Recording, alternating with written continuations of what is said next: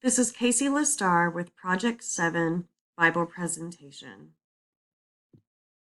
I've chosen to speak about the Brett Kavanaugh news story. It was consumed with he said, she said.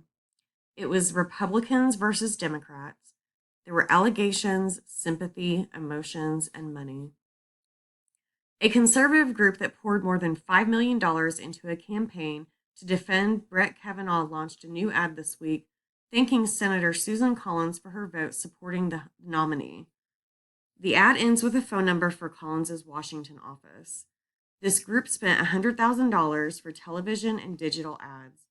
The Judicial Crisis Network, or Dark Money Group, poured at least $5.3 million into its pro-Kavanaugh advertising campaign. Both groups represented the intense emotion and political energy generated by Kavanaugh's nomination and confirmation fight, and both were subject to heated accusations that moneyed interests were clouding the debate. Collins's reputation as a moderate has taken a hit because of her support of Kavanaugh. The option: use money selfishly versus using money to make life easier for others. Luke 16:9 says, I tell you, use worldly wealth to gain friends for yourselves, so that when it is gone, you will be welcomed into eternal dwellings. The parable of the shrewd manager. One of the reasons Jesus spoke in parables was to challenge how people are thinking.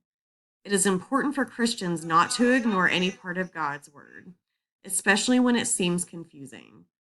Oftentimes, there is a lot of depth found in confusing passages, which shed a lot of light into the character of God. Focus of the parable of the shrewd manager.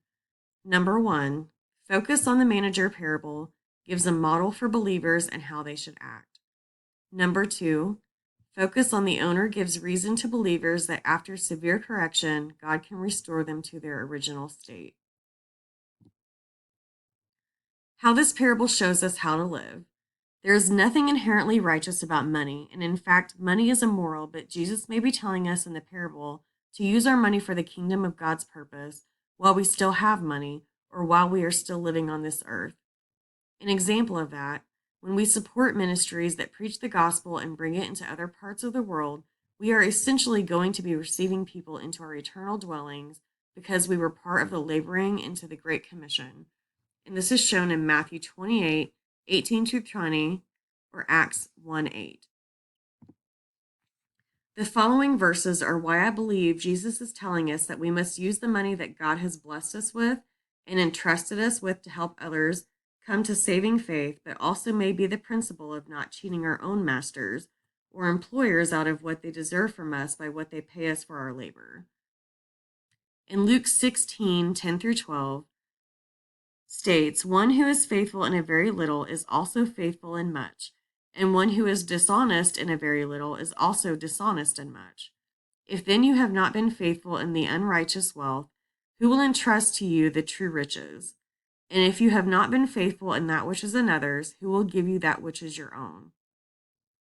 Luke 16:13 says, no servant can serve two masters, for either he will hate the one and love the other, or he will be devoted to the one and despise the other. You cannot serve God and money. The explanation of this scripture. In these verses, Jesus is talking about the stewardship of our own resources because he says that if someone is faithful in a small amount, the Lord will entrust him or her with more. And if we are dishonest in the small things, then we will be untrustworthy and likely dishonest in the bigger things. If we are not faithful in that which is another's, which could mean if we aren't giving our employer the labor that they deserve, then we are being dishonest in smaller things. Therefore, God is never going to trust us in the bigger things. We cut ourselves off from the greater blessings in the future if we are not faithful in the smaller things today. We need to encourage each other in this life and quit tearing each other down. Quit doing wrong when we know what is right. Your heart or your loyalty cannot be divided in half. God cannot work with a half-hearted believer. He either has all of your heart or money has it, and thus it takes the place of God as an idol. There is no way to serve two masters at the same time, And sadly, even for some Christians, it is money that they serve and not God. I would like to end with my favorite Bible verse, that is 2 Corinthians 1 3 through 4. Praise be to the God and Father of our Lord Jesus Christ, the Father of compassion and the God of all comfort, who comforts us in our troubles, so that we can comfort those in any trouble with the comfort we ourselves receive from God.